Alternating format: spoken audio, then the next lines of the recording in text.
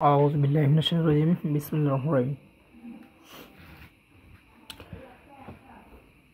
নবম দশম শ্রেণীর দ্বিতীয় অধ্যায় পদার্থের অবস্থা, স্ট্যাটিস অফ ম্যাটার। এই অধ্যায়টি কয়েকটি টপিক আলোচনা করা হলো তোমাদের জন্য। নাম্বার 1 টপিক হলো কঠিন অবস্থা, তরল অবস্থা, গ্যাসীয় বা বায়বীয় অবস্থা।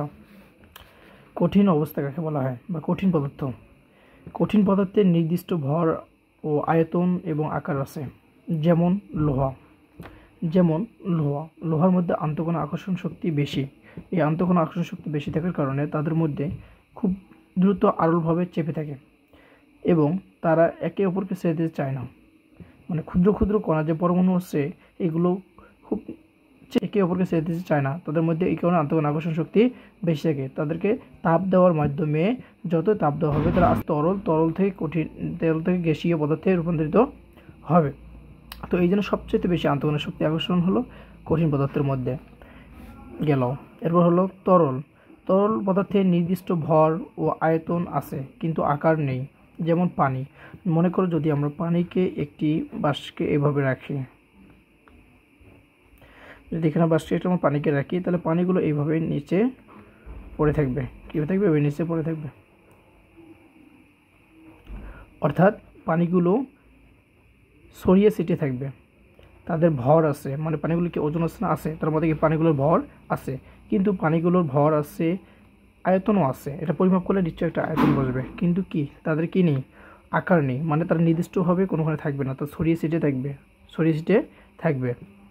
একে বলা হয় কি? তরল পদার্থ। তাহলে এরপর দেখা যাচ্ছে গ্যাসীয় পদার্থ। গ্যাসীয় পদার্থের নির্দিষ্ট ভর আছে কিন্তু আয়তন ও আকার নেই। যদি আমরা দেখতে যাই যে হাইড্রোজেন ও অক্সিজেন গ্যাস, এই গ্যাসগুলো কি করে? এই গ্যাসগুলো যদি আমরা একটা ঘরে বা বলা যায় আমরা যেগুলো রুম স্প্রে, এই রুম স্প্রেগুলো যে আমরা ঘরে ব্যবহার করি, এগুলো ঘরে ব্যবহার কারণে আমরা যদি এক ঘরে কোনোয় দেই, তারা কি করে? এই গ্যাসগুলো সম্পূর্ণ ঘরে ছিটিয়ে পড়ে থাকে, সম্পূর্ণ ঘরে কি ছড়িয়ে যায়, মানে সুবাস ছড়িয়ে যায় প্রতিটি কোণার পরমাণু। এগুলো কি প্রতিটি কোণায় ছড়িয়ে যায়। এই ছড়িয়ে যাওয়ার কারণে কি তাদের মধ্যে আন্তঃকোণ শক্তি সবচাইতে কি কম, আকর্ষণ শক্তি কম। এই আন্তঃকোণ আকর্ষণ শক্তি কম থাকার কারণে তারা ছড়িয়ে যেতে পারে, একে অপরকে কি বেশিক্ষণ ধরে রাখতে পারে না। তবে এদেরকে চাপ প্রয়োগ করলে এদের আন্তঃকোণ শক্তি আরও কমে যায় যদি এদেরকে তাপ দেওয়া হয়। যদি কী দেওয়া হয়? তাপ দেওয়া হয়। যদি এই গ্যাসগুলোকে তাপ প্রদান করা হয়, তাহলে এগুলো কি এদের আন্তঃকোণ আকর্ষণ শক্তি বেড়ে যায়। অর্থাৎ কী হয়? তরলে পরিণত হয়। তারপর কি কঠিনে পরিণত হয়। এখন আমরা শিখলাম কঠিন, তরল এবং গ্যাসীয় পদার্থ। এখন আমরা শিখব কণার গতিতত্ত্ব। কণার গতিতত্ত্ব কাকে বলা হয়? এটা আমাদের টপিক, কণার গতিতত্ত্ব। তো সকল পদার্থই আমরা জানি, সকল পদার্থই কী দিয়ে গঠিত? ক্ষুদ্র ক্ষুদ্র কণা দ্বারা গঠিত। এবং এই কণাগুলো একে অপরকে কীভাবে থাকে? আকর্ষণ করে, যাকে আন্তঃকোণ আকর্ষণ শক্তি বলে। যেটা আমরা কঠিন পদার্থ বলছিলাম, যে কঠিন পদার্থ আন্তঃকোণ আকর্ষণ শক্তি কী থাকে? বেশি থাকে, এবং তরল পদার্থে তার চেয়ে কম থাকে, এবং গ্যাসীয় পদার্থে আন্তঃকোণ শক্তি একেবারেই কম থাকে। এই জন্য কি তারা ছড়িয়ে ছিটিয়ে থাকে, একসাথে থাকতে পারে না। তো এখন কথা হলো যে সকল পদার্থই ক্ষুদ্র কণা দ্বারা গঠিত। এই কণাগুলো একে অপরকে আকর্ষণ করে, যাকে আন্তঃকোণ আকর্ষণ শক্তি বলে। আবার কণাগুলোর গতিশক্তিও রয়েছে। তাই আন্তঃকোণ আকর্ষণ শক্তি ও কণার গতিশক্তি পদার্থের তিনটি অবস্থা ব্যাখ্যা করা তত্ত্বকেই কণার গতিতত্ত্ব বলে। তিনটি অবস্থা কোনটি? এখন বলতে পারো যে ভাইয়া কোন তিনটি অবস্থা কী কী? তিনটি অবস্থা এর আগে আমরা প্রথমে পড়েছিলাম, যে নাম্বার 1 কঠিন, 2 তরল, 3 গ্যাসীয়। এই তিনটি অবস্থা কী করে?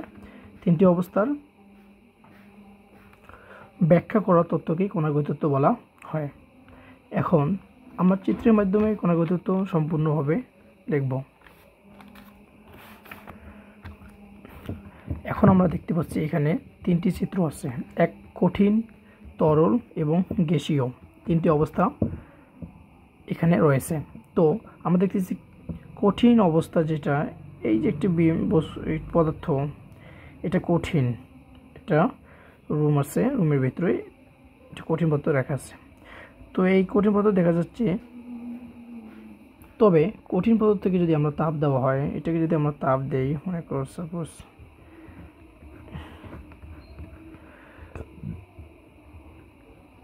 এইভাবে যদি আমরা তাপ দেই, এইভাবে যদি আমরা এটা মনে করি আগুন জ্বালালাম, যদি আমরা এটা তাপ দেই, কঠিন পদার্থকে তাপ দেওয়া হয়, তাহলে এটা কি হবে?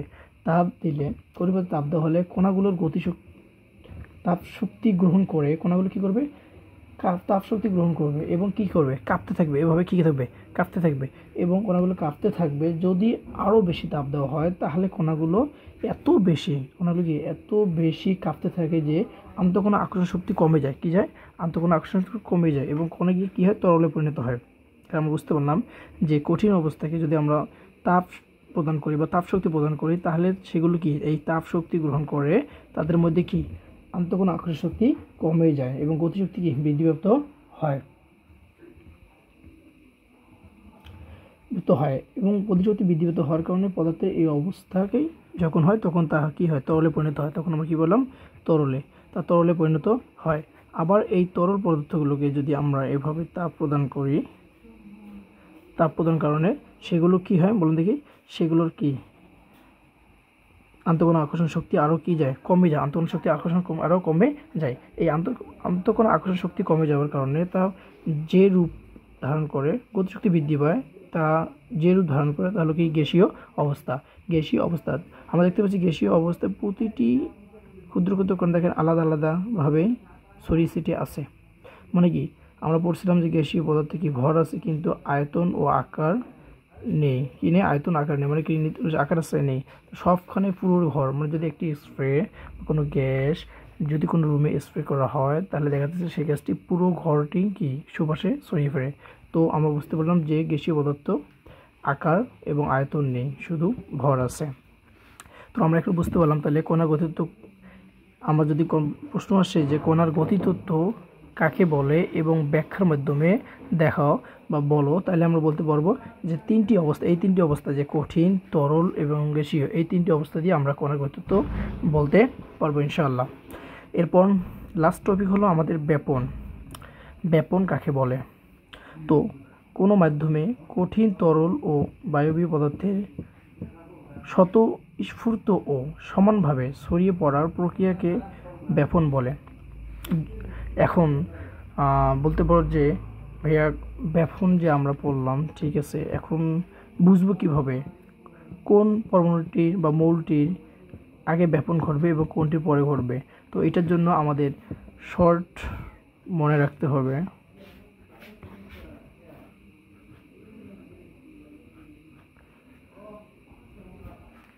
তো এই শর্ট টপিক মনে রাখতে হবে যে আমাদের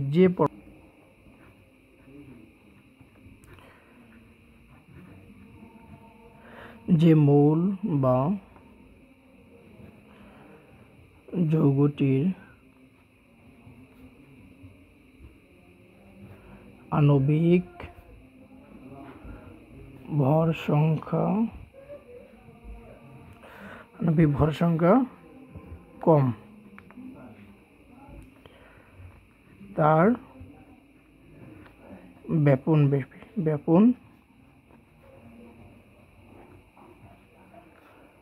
বেশি।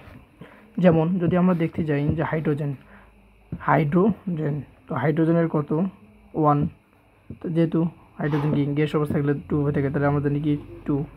অক্সিজেন O2 অবস্থা থেকে, তাহলে আমরা কি জানি? অক্সিজেন আমরা জানি আণবিক ভর সংখ্যা 16, কিন্তু যখন 2 অবস্থা থাকবে তখন আমরা জানি কি 32। তবে 32,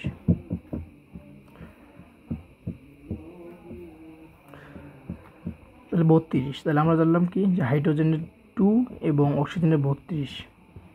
তো যে অবস্থা আছে গ্যাসীয় অবস্থায়, তো এই এখানে কার আমরা দেখতেছি যে হাইড্রোজেন সে অক্সিজেন কি বড়, হাইড্রোজেন সে অক্সিজেন কি বড়, মানে হাইড্রোজেন সে অক্সিজেনের আণবিক ভর সংখ্যা বেশি এখানে। তাই আমরা বলতে পারি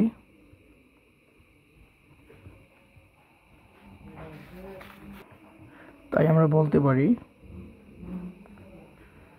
যার বা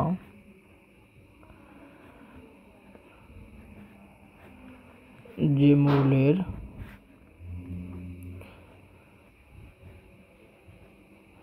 আণবিক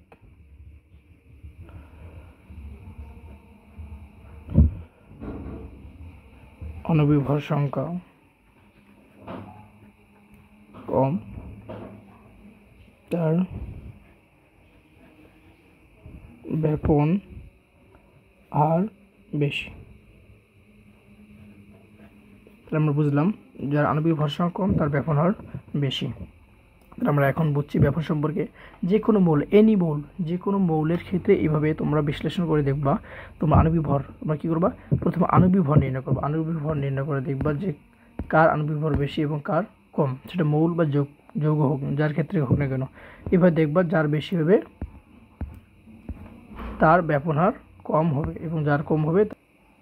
যেহেতু আমরা দ্বিতীয় অধ্যায়ের পদার্থের অবস্থার 3টি অবস্থা নিয়ে এবং কণার গতিতত্ত্ব ও ব্যাপন নিয়ে আলোচনা করেছি, এর মানে হলো যে আমরা পদার্থের অবস্থার 2য় অধ্যায়ের সম্পূর্ণ অধ্যায়ে যে টপিকগুলো বেশি আসে এই টপিকগুলো নিয়ে আমরা আলোচনা করেছি। তো আমার মনে হয় যে আমার মনে হয় 2য় অধ্যায়ের পদার্থের অবস্থা অধ্যায়ে এই টপিকগুলো যদি তোমরা ভালোবেসে পড়ো, ইনশাল্লাহ এখান থেকে প্রশ্ন আসবে এবং ভালো ফলাফল অর্জন করতে পারবে। তো এখন আমরা ভর সংখ্যার নির্ণয় আমরা একটু জানব এবং কাকে বলে। যদি আমরা বলি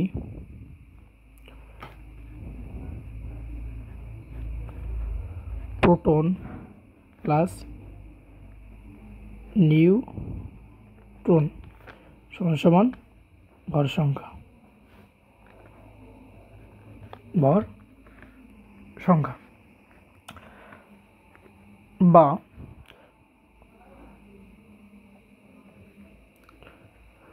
ভর সংখ্যাকে এ এবং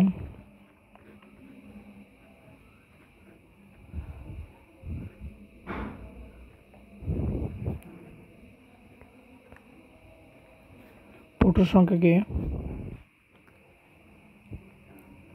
জেড ও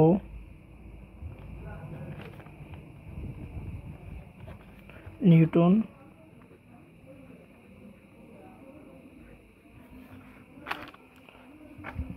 সংখ্যাকে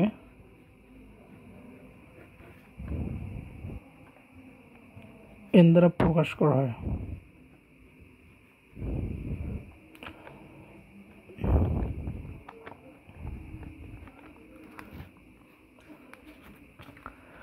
যদি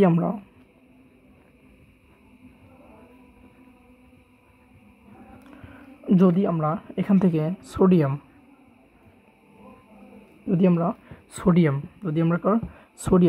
সোডিয়ামের ভর সংখ্যা জানি, তাহলে আমরা বলতে পারি সোডিয়ামের ভর সংখ্যা হলো 23 কত 23 এবং এই সোডিয়ামের ভর সংখ্যা 23 এবং আমরা জানি সোডিয়ামের প্রোটন সংখ্যা বা পারমাণবিক সংখ্যা, যাকে বলে কি পারমাণবিক সংখ্যা। এই প্রোটনের পারমাণবিক সংখ্যা হলো 11 বা 11। তাহলে আমরা বলতে পারি, যেহেতু আমরা জানি প্রোটন প্লাস নিউট্রন সমান ভর সংখ্যা, তাহলে আমরা বলতে পারি যে ভর সংখ্যা মাইনাস প্রোটন সংখ্যা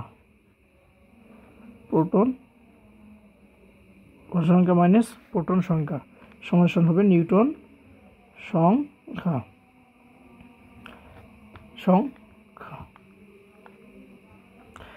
সংখ্যা। তাহলে আমরা যদি প্রতিটি মৌলের ভর সংখ্যা এবং প্রোটন সংখ্যা জানতে পারি, তাহলে আমরা ওই মৌলের নিউটন সংখ্যা কি বাইর করতে পারবো। যদি আমরা দেখি তাহলে কত নিউটন হবে, সোডিয়ামের নিউটন সংখ্যা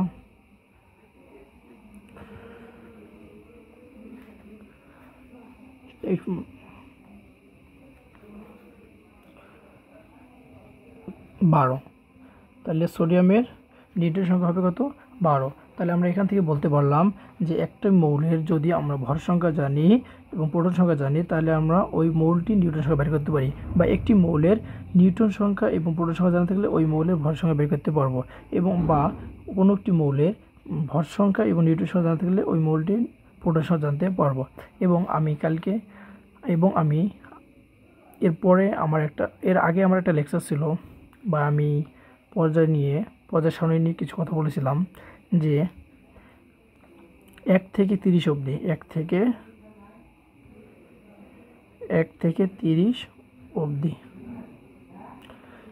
30 অবধি মৌলগুলোর কিভাবে আমরা ভর সংখ্যা, মানে পারমাণবিক ভর সংখ্যা আমরা মনে রাখবো, তার একটা টপিক আমি আলোচনা করেছিলাম। সেটা হলো যে আমরা 1 থেকে 30 অবধি মৌলগুলোর যেগুলো জোড়, মানে জোড়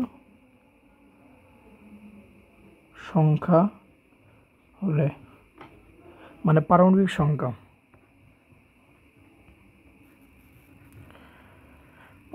জোড় সংখ্যা হলে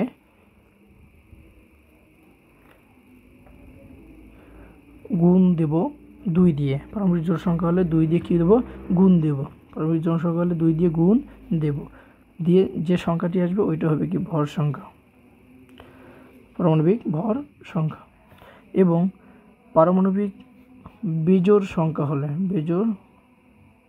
পারমাণবিক জোড় সংখ্যা বিজোড় সংখ্যা হলে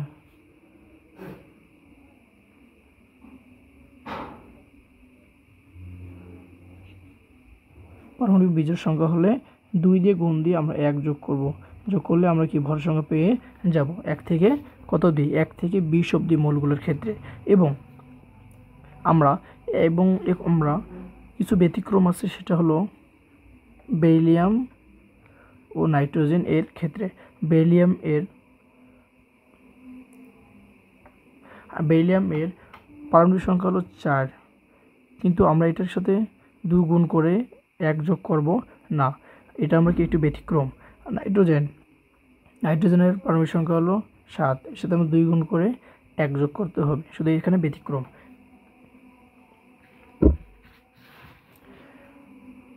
বেরিলিয়াম এর 4, এই 4-এর সাথে আমাদের ব্যতিক্রম জোরের সাথে কী করতে হবে? 2 গুণ দেবো, 2 গুণ দিয়ে আমরা 1 যোগ করব। এবং নাইট্রোজেনের ক্ষেত্রে কি, যেহেতু বেজোড়, আমরা 2 গুণ করে 1 যোগ করব, কিন্তু আমরা এখানে 1 যোগ করব না, শুধু এইটার ক্ষেত্রে ব্যতিক্রম। আর সবগুলোর ক্ষেত্রে 1 থেকে 20 পর্যন্ত মৌলগুলোর ক্ষেত্রে সবগুলোর ক্ষেত্রে কী করতে হবে? জোড় হলে, পারমাণবিক সংখ্যার জোড় হলে 2 দিয়ে গুণ, আর বেজোড় হলে 2 দিয়ে গুণ দিয়ে 1 যোগ করতে হবে। এবং 21 থেকে 30 অবধি আমার মনে রাখতে হবে যে 21 থেকে 30 অবধি মৌলগুলোর ক্ষেত্রে আমাদের মনে রাখতে হবে একটি সূত্র। সূত্রটি হলো এটা: 34, 54, 54, 43, 5.5, 5। মানে এর মানে হলো যে, যেমন স্ক্যান্ডিয়াম এর পারমাণবিক সংখ্যা হলো 21, এর সাথে আমরা কী করব? 2 গুণ করব। 2 গুণ করে আমরা 3 যোগ করব, মানে এই 3টি যোগ করব, মানে প্রতিটি সংখ্যা ডাবল করব, মানে প্রতিটি সংখ্যা যেটা আছে, স্ক্যান্ডিয়াম হলো টাইটানিয়াম হলো 22, এর সাথে আমরা গুণ করব কত? 2 গুণ করব, এই যে 4 সংখ্যাটা আছে, 4 সংখ্যা আমরা যোগ করে দেব, তাহলে আমরা কী পাবো? স্ক্যান্ডিয়ামের ভর সংখ্যা, টাইটানিয়ামের ভর সংখ্যা পেয়ে যাব। তাহলে আমাদের এই টপিকটুকুর মধ্যে আমাদের এই সূত্রটুকু যদি মনে রাখা যায়, তাহলে আমরা প্রতিটি মৌলের পারমাণবিক ভর সংখ্যা থেকে আমরা আণবিক ভর সংখ্যা অনায়াসে নির্ণয় করতে পারবো। আমাদের মুখস্থ রাখতে হবে না, এই সূত্রটুকু মুখস্থ রাখলেই আমাদের সম্পূর্ণ হয়ে যাবে ইনশাআল্লাহ। তো আজকে তোমাদের এইটুকুই। নবম দশম শ্রেণীর 2য় অধ্যায় পদার্থের অবস্থা নিয়ে যে 3টি অবস্থা পড়লাম, কঠিন, তরল ও গ্যাসীয়, এবং কণার গতিতত্ত্ব, ব্যাপন এবং ভর সংখ্যা নির্ণয় যেগুলো পড়ালাম, ইনশাআল্লাহ এগুলো যদি পড়ো তাহলে 2য় অধ্যায় কমপ্লিট হবে।